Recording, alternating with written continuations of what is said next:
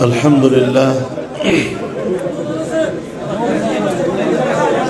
لله وكفى وسلام على عباده الذين اصطفى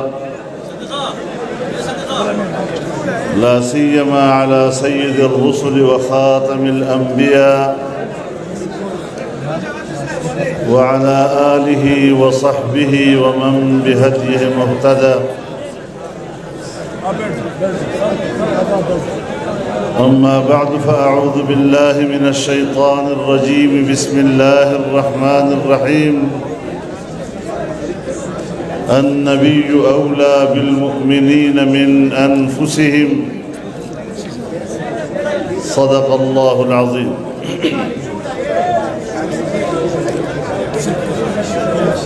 جناب صدر محترم،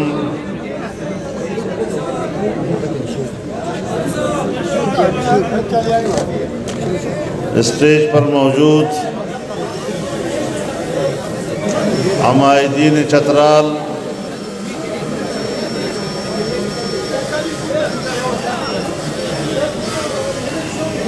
چترال کی خوبصورت وادیوں کے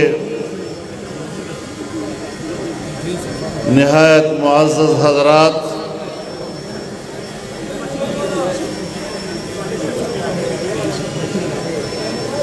طویل عرصے کے بعد آپ کی خدمت میں حاضر ہوا ہوں۔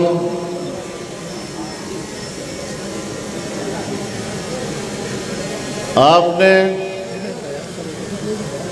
جس محبت اور خلوص کا اظہار کیا ہے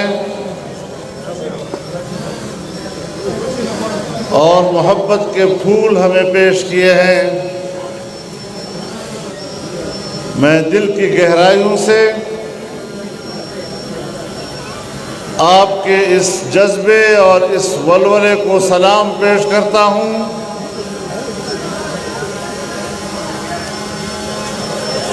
اور آج کے اس پرآشوب دور میں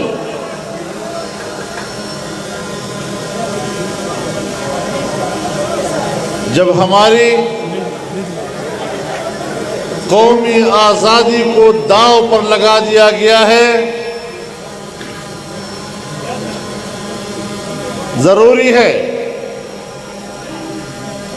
کہ ہم اپنی آزادی کی قدر و منزلت کو پہچانیں اور عالمی آقاؤں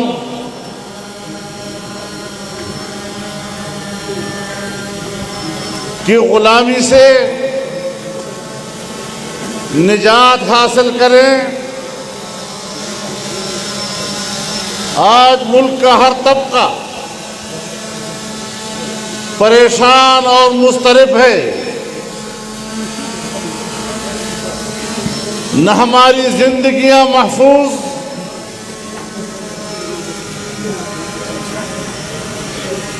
نہ عقیدہ ختم نبوت محفوظ، نہ اس ملک میں ناموس رسالت محفوظ، نہ اس ملک کے اندر عظمت صحابہ محفوظ،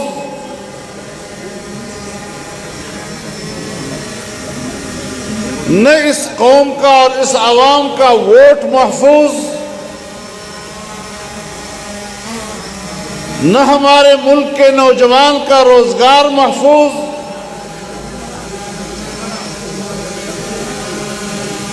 مہنگائی نے عام آدمی کی کمر توڑ دی ہے،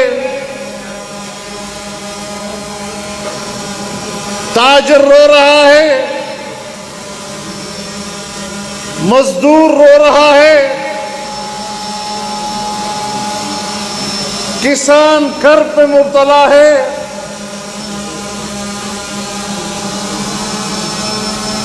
وکیل سراپا احتجاج ہیں، ڈاکٹر احتجاج کر رہے ہیں،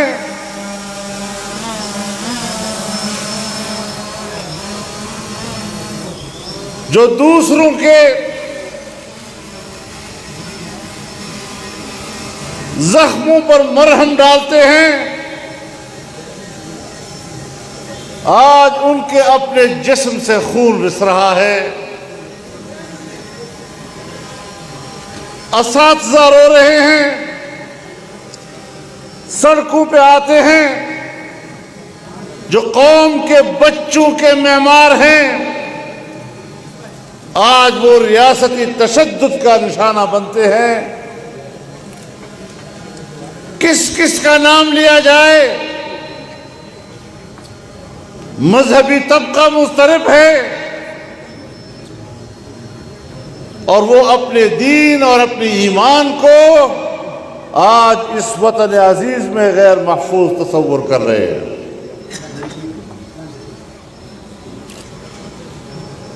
ایسے حالات میں میں جمعیت علماء اسلام چترال کو مبارکباد پیش کرتا ہوں کہ انہوں نے عوام کے دلوں کی ترجمانی کرتے ہوئے اور ان کی آواز بنتے ہوئے اس عظیم الشان اجتماع کا اہتمام کیا ہے، اور میری سعادت ہے کہ میں ان حالات میں پاکستان کے مظلوموں کے ساتھ کھڑا ہوں۔ میرے محترم دوستو،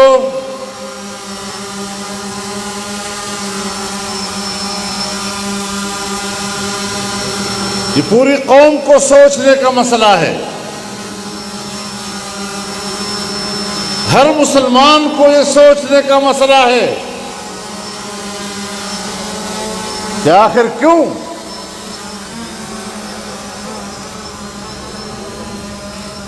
ریاست و حکومت اس ملک کے آئین کا تحفظ نہیں کر سکتی؟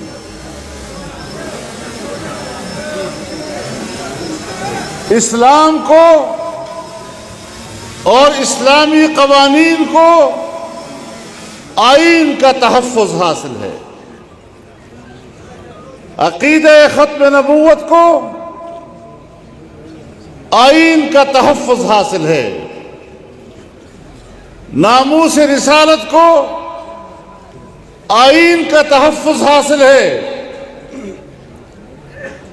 لیکن پاکستان جو ایک اسلامی جمہوریہ کہلاتا ہے، آج ان کے حکمرانوں نے ان تمام ذمہ داریوں سے خود کو دستبردار کر دیا ہے۔ وجہ یہ ہے کہ پاکستان پر، پاکستان کے عوام پر عوام کی نمائندہ حکومت موجود نہیں ہے، اور جو حکومت ہے وہ عوام کی نہیں، وہ دھاندلی کی پیداوار ہے، وہ چوری کی پیداوار ہے، عوام کے مینڈیٹ پر ڈاکہ ڈالا گیا ہے، اور پھر کہتے ہیں آپ نے بولنا نہیں۔ خدا کی قسم، سولی کے تختے پر مجھے کھڑا کر دو،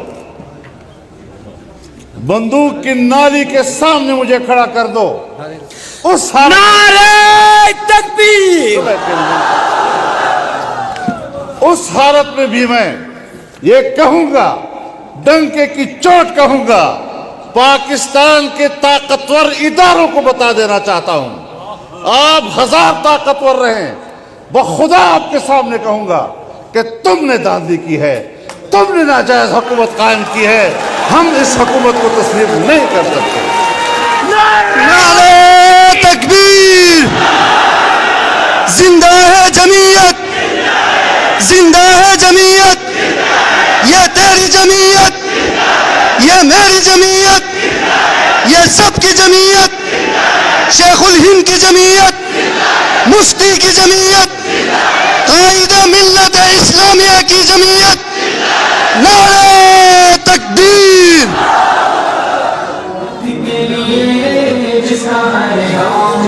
میرے محترم دوستو، میرے محترم دوستو، ہم ان حالات میں سفر کر رہے ہیں، ہمیں اپنے آباء و اجداد نے اور اپنے اسلاف نے غلامی کا درس نہیں دیا ہے. ہمیں اپنی تاریخ نے آزادی کے لیے کٹ مرنے کا درس دیا ہے.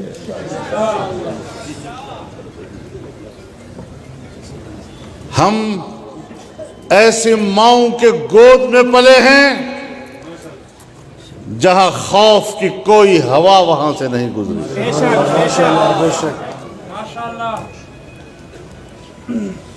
ہمیں دھمکیاں مت دو. فن خان بن کر ہمارے سامنے کھڑے ہو کر رعب کی زبان استعمال مت کرو. ہم دوسروں پر رعب ڈالنا جانتے ہیں, کسی کا رعب تسلیم کرنے کے لیے تیار نہیں ہو سکتے.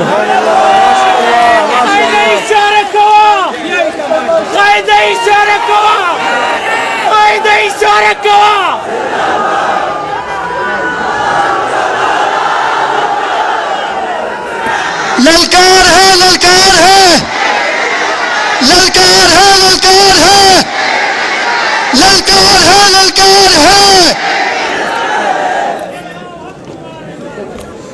بہت ہو گیا ہے. مزید ہم ناجائز بالادستی کو تسلیم نہیں کر سکتے. حالات وہاں تک مت لے جاؤ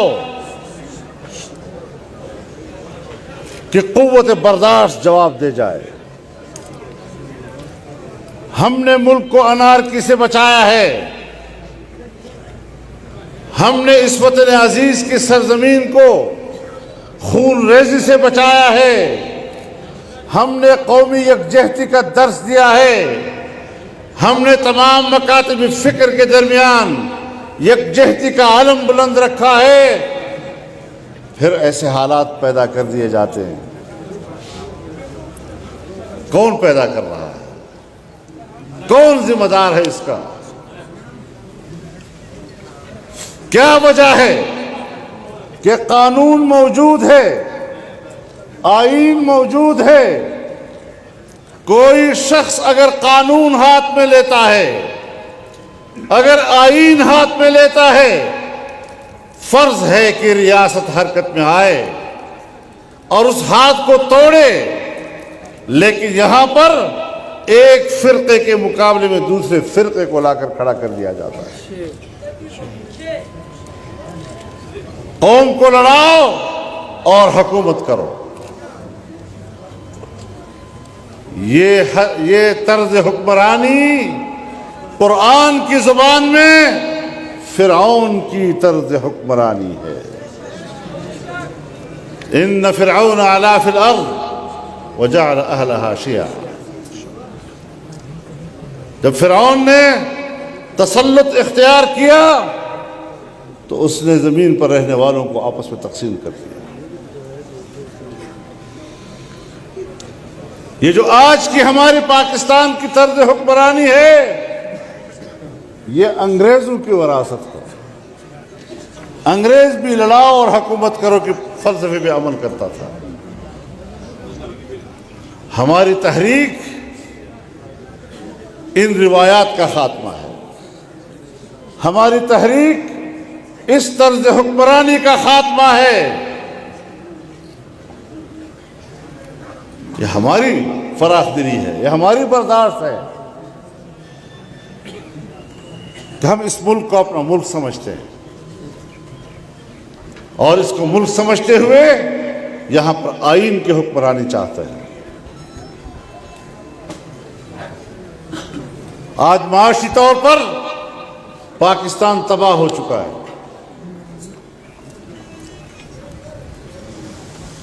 آپ کی سالانہ پیداوار کی شرح نمو 0 سے نیچے چلی گئی ہے.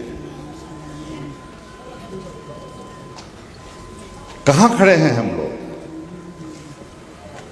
اور پھر ضد ہے کہ ہم نے حکومت کرنی ہے. پھر ہم جانتے ہیں ان فلسفوں کو. ہم نے زندگی اس سیاست کی غلام گردشوں کی آوارہ گردی میں گزاری ہے. پھر ہم جانتے ہیں اس بات کو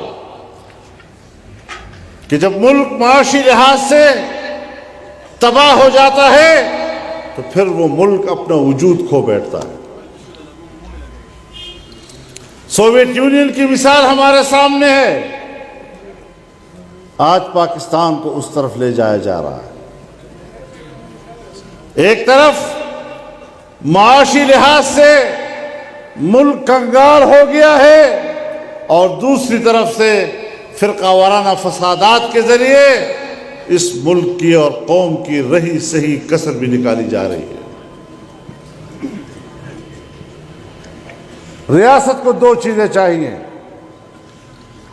ایک معاشی خوشحالی اور ایک امن۔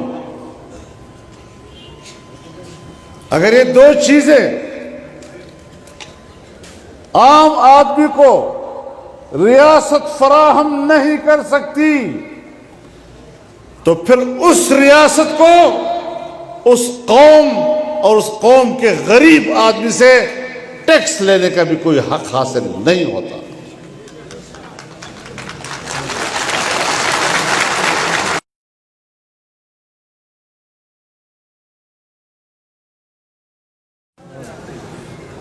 کہتے ہیں لوگ ٹیکس ادا نہیں کر رہے،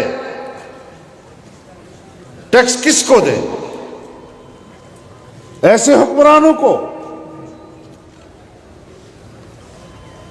کہ جو قوم کے پیسے کو علل و تلل میں خرچ کر دیتے ہیں، جہاں انصاف نام کی کوئی چیز نہیں،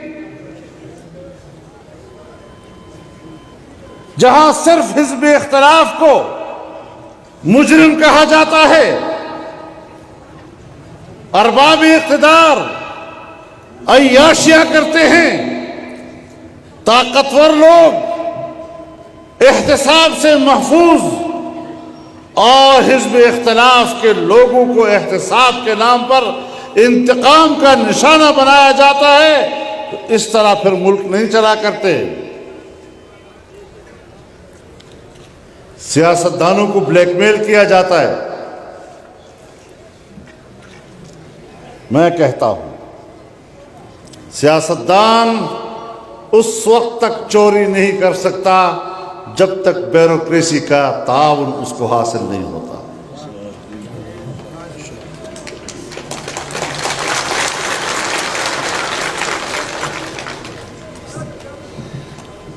لیکن آج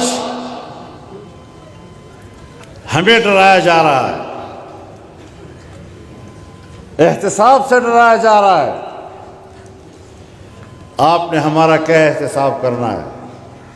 انشاءاللہ تمہارا احتساب انشاءاللہ ہم کریں گے۔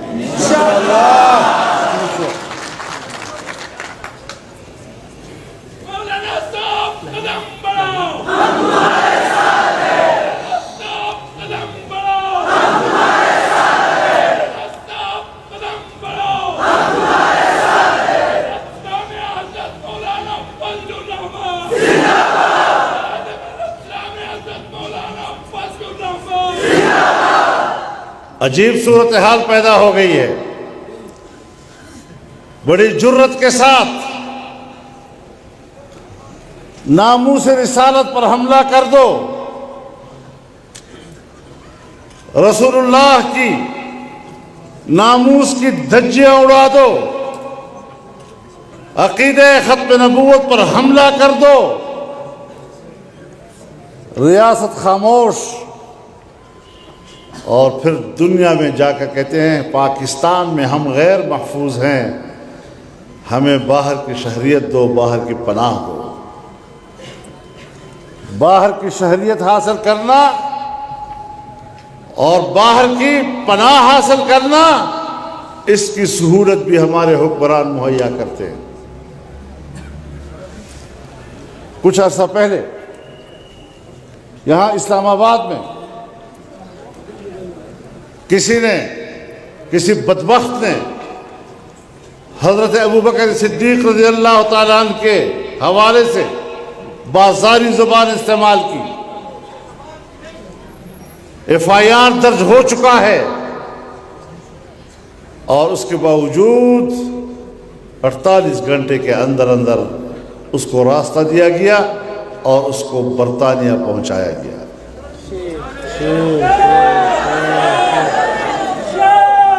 تو ایسی صورتحال میں آپ بتائیں،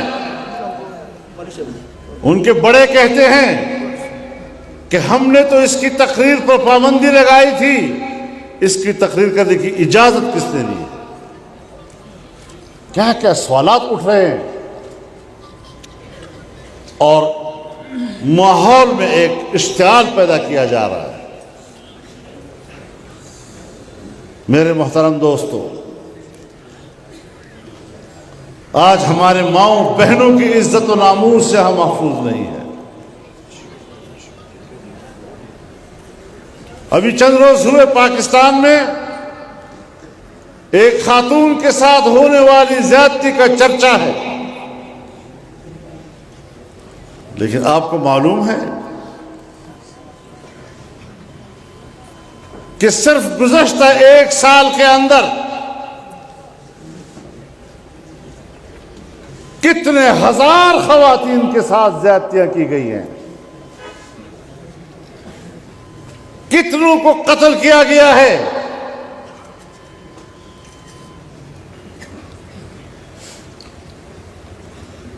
لائی جائے سامنے، قوم کے سامنے وہ رپورٹ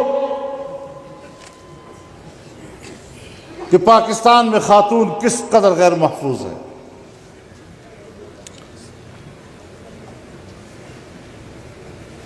رہی سہی کسر فرقہ وارانہ فسادات کے ذریعے نکال دیں۔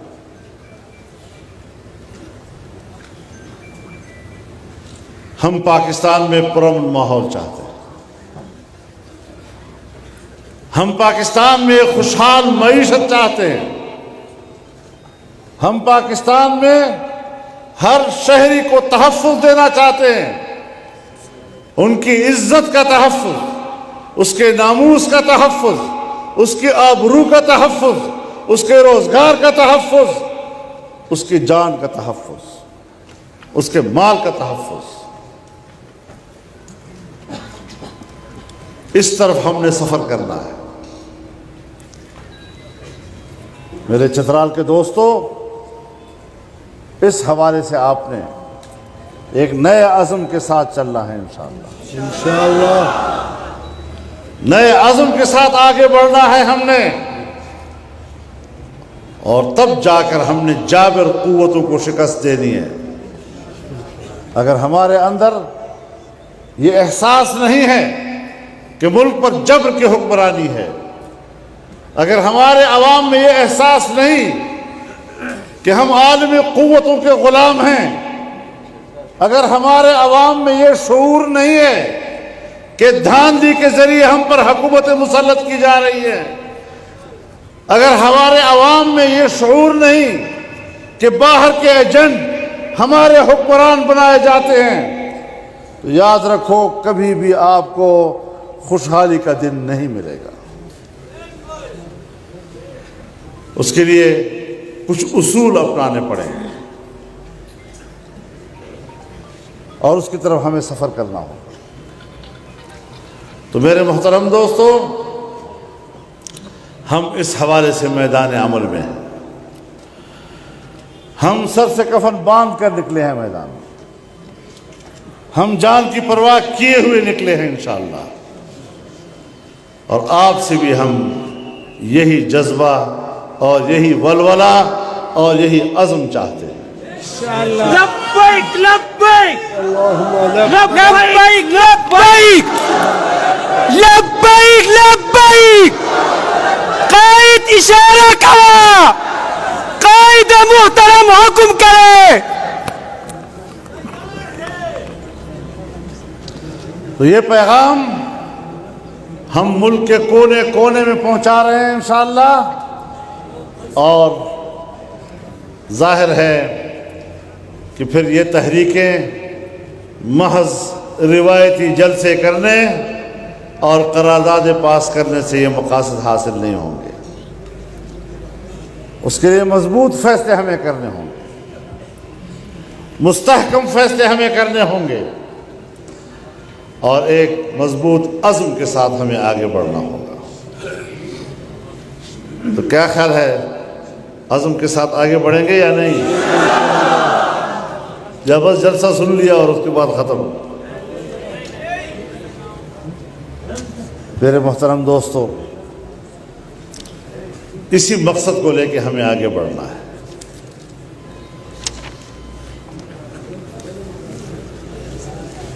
پاکستان میں پچھلی حکومتوں نے بڑے بڑے میگا پروجیکٹس کا آغاز کیا تھا، بڑے عظیم الشان منصوبے بنائے تھے، لیکن اس حکومت نے سب ختم کر دیے۔ چترال کے لوگ اور دیر کے لوگ تو کہتے ہیں نا جی کہ ہمارا سی پیک کدھر گیا؟ وہ جو بند رہا تھا وہ رک گیا ہے۔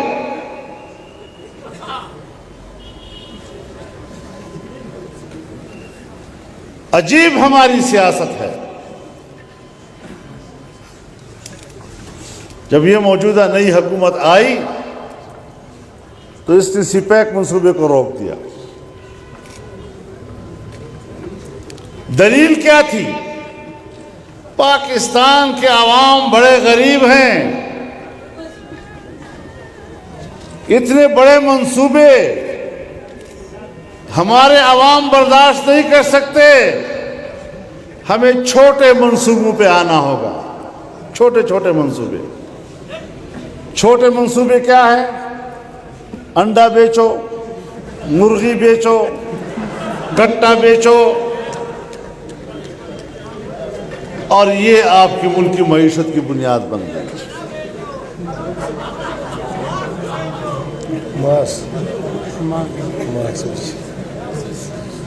اور جب کرونا آتا ہے تو کہتے ہیں ماسک بیچا جائے۔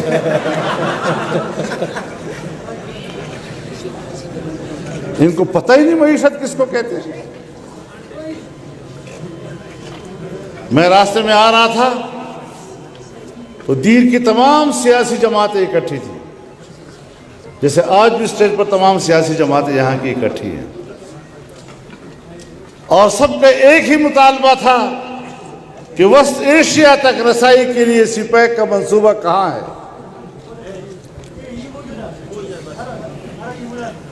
انشاءاللہ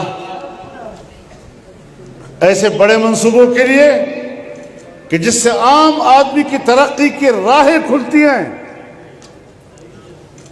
اس کے لیے ہم آپ کے ساتھ شانہ بشانہ کھڑے ہوں گے اور ایسی حکومتیں لائیں گے کہ جس کے بعد آپ کے بڑے منصوبے شروع ہو سکے اور یہ خطہ دنیا کے ساتھ مقابلہ کر سکے۔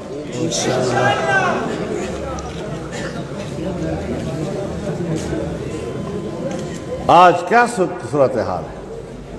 آپ کی معیشت ایک زمانے میں مضبوط تھی، ہندوستان میں بی جے پی کی حکومت تھی اور اس کا وزیر اعظم پاکستان میں آیا، مینار پاکستان پر کھڑا ہوا اور کہا میں پاکستان کو اپنا مستقل پڑوسی تسلیم کرتا ہوں۔ وہ آپ سے تجارت کرنا چاہتا تھا۔ آج بھی وہاں بی جے پی کی حکومت ہے۔ آج اس کا کیا رویہ ہے پاکستان کے ساتھ، آپ سمجھ سکتے ہیں کہ پاکستان اتنا کمزور کر دیا گیا ہے کہ آج ہندوستان جارحیت پر اتر آیا ہے اور آج ہندوستان نے کشمیر پر قبضہ کر لیا ہے۔ جس پر کشمیر کے لیے اور جس کشمیری کے لیے اور جس سرزمین کے لیے اور جن لوگوں کی آزادی کے لیے ہم نے 70 سال ان کے خون پر سیاست کی، آج ہم نے خاموشی سے ان کی تمام قربانیوں کو بیچ کر ہندوستان کے حوالے کر دیا۔ آج افغانستان آپ سے منہ موڑ رہا ہے، آج ایران ہندوستان کی طرف مائل ہے۔ ہمارا اول دن کا دوست اور مضبوط دوست اور اسلامی رشتے میں سب سے مستحکم دوست جو ہر برے وقت پہ پاکستان کے کام آیا، سعودی عرب کے تحفظات ہے آپ کی پالیسیوں پہ۔ وہ چین جس کی دوستی کو ہم بحر الکاہل سے گہری، ہمالیہ سے اونچی اور شہد سے میٹھی دوستی کہا کرتے تھے، آج اس طرح کا دوست چائنا پاکستان کے بارے میں تحفظات رکھتا ہے۔ ہم نے کسی کو اپنا چھوڑا؟ کون سی خارجہ پالیسی؟ ہندوستان کشمیر پہ قبضہ کر رہا ہے، اس کی خصوصی حیثیت کو ختم کر رہا ہے، اس کا پرائم منسٹر اور اس کا وزیر خارجہ پوری دنیا گھومتا ہے، ایک ایک ملک پہ جا کر اپنا موقف دے رہا ہے، اور ہمارے ملک کا جو نامزد قسم کے لوگ ہیں، غیر منتخب جبری قسم کے حکمران، دفتر میں بیٹھ کر ٹیلی فونیں کرتے ہیں۔ ٹیلی فونوں پہ خارجہ پالیسی چلتی ہے، ٹیلی فونوں پر اپنے ملک اور قوم کے مقدمے لڑے جاتے ہیں۔ ایسے بے حس لوگ جو آپ پر مسلط ہیں، ان بے حس لوگوں سے اپنے ملک کو نجات دلانی ہے۔ تو میرے محترم دوستو، انشاءاللہ العزیز یہ ساری صورتحال ہمارے نظر میں ہے۔ پاکستان کی خارجہ پالیسی ہو، داخلہ پالیسیاں ہوں، معاشی پالیسی ہو، امن و امان کی پالیسی ہو، قومی وحدت کی پالیسی ہو، یہ تمام معاملات ہمارے نظر میں ہونے چاہیے، اور قومی سطح پر ہمیں ایک انقلاب برپا کرنا ہوگا۔ ہمیں عام روایات سے ہٹ کر اب فیصلے کرنے ہوں گے۔ انشاءاللہ ہم قدم رہیں گے۔ میں چونکہ کافی عرصے کے بعد یہاں آیا ہوں، میرے بہت سے دوست جو 8-10 سال پہلے میرے ساتھ اسٹیج پر ہوتے تھے، وہ بھی آج دنیا سے چلے گئے ہیں۔ ہم سب ان کے لیے دعائیں مغفرت کریں، ان کے خاندانوں کے ساتھ میں ہمدردی کا اظہار کرتا ہوں، اور اللہ سے دعا ہے کہ ان کی تمام زندگی کی محنتیں اللہ قبول فرمائے۔ آپ حضرات جلسے میں آئے ہیں، دور دور سے آئے ہیں، اور پہاڑوں کے سفر طے کر کے آئے ہیں۔ آپ کی اس تشریف آوری پر میں آپ کا شکر گزار ہوں۔ تمام سیاسی جماعتوں کے یہاں ذمہ داران، مختلف مکاتب فکر کے اور مذاہب کے یہاں نمائندے آئے ہوئے ہیں۔ میں سب کو خوش آمدید کہتا ہوں، ان کی تشریف آوری کو نیک فال سمجھتا ہوں۔ اللہ تعالی ہمیں ہمارا ملک خوشحال اور عام آدمی کو اللہ تعالی خوشحالی کی زندگی اللہ نصیب فرمائے۔ آپ سے اجازت چاہوں گا۔ وآخر دعوانا ان الحمدللہ۔